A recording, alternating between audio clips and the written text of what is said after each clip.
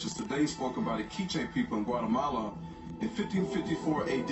It tells a story from 3 Mayan Indians. A translator was able to decipher the story. Now in the story, the Mayans said that they were the descendants of some of the 10 tribes of Israel that were exiled under the Assyrian king Shalmaneser. While in Assyria, they decided to leave and emigrate to a different land.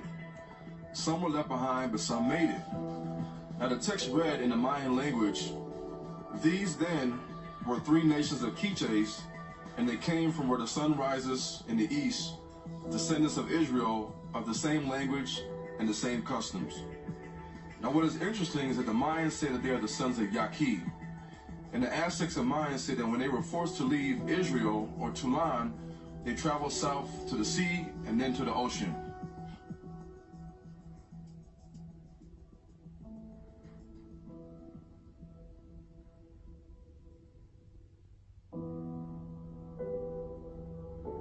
Now, based off of direct study of the Native American Indians and ancient books such as Ills in America, or Probabilities that the Americans are of that race, written in 1650 AD by Thomas Thorogood, many Europeans believe that the Indians were descendants of the Northern Kingdom Israelites who were displaced by the Assyrian king Shalmaneser.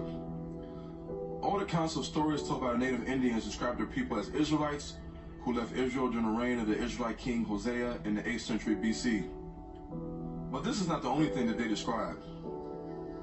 Native Indians were known, according to the Jesuits, Sephardic Gentile Jews, the Mormons, and other Europeans, to exhibit the following Hebrew traditions. They performed their camp or people's division into tribes, such as the Israelites. Now, some of the tribes also wrote from right to left, just as in the Hebrew script. They followed 2 to 3 wheat harvests in 1 year. They didn't swear or take oaths. They didn't drink or commit adultery, and they believed in the Oracle Covenant. They also had an Ark of Bulderuth, which was similar to the Ark of the Covenant. The tabernacle was carried by 4 priests only, and they pitched a tent facing the east. And they called their aunts and uncles mother and father, which is seen in West Africa today. And they had cleanliness laws where women on their menses or after childbirth had to be set apart for 7 days, and on the 8th day they were able to come back to the village. They did not eat pork, and as in the Hebrew levirate marriage, the widow had to marry the brother of the deceased husband. Their circumcision was performed with stone knives, as in the Hebrew culture, and the Indians believed in Hades, or a great pit for sinners, which they call Pap Gufo. The Indians wore vestments similar to the Aaronical robes of the high priest, and the first fruits were offered, such as corn, meat, and fish. They observed the year of Jubilee, which is seen in the Hebrew culture, and they uttered the word Hallelujah. The temple was where the Indians worshiped. They sang and prayed and made offerings. And their worship of Yahuwah was known throughout many Indian tribes.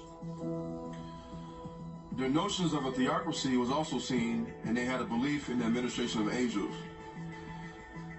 Their language and dialect showed a Hebrew influence, and they had the same manner of counting time as many of the ancient Hebrews. In the village, they had prophets, high priests, and a king hierarchy, and their divination rites were similar to the Aaronical high priesthood.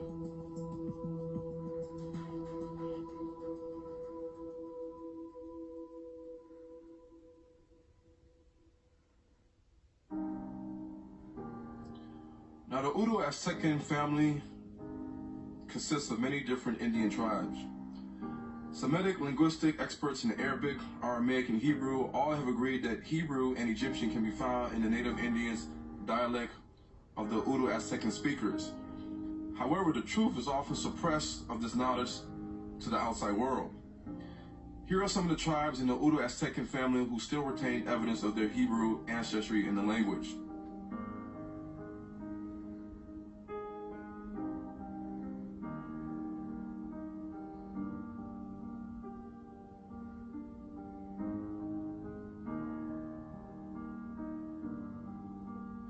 Now let's clear some things up about the Hebrew language seen in different cultures today.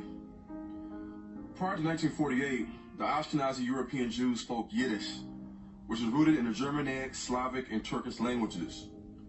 Now, these three languages have their roots in Eastern Europe and Central Asia.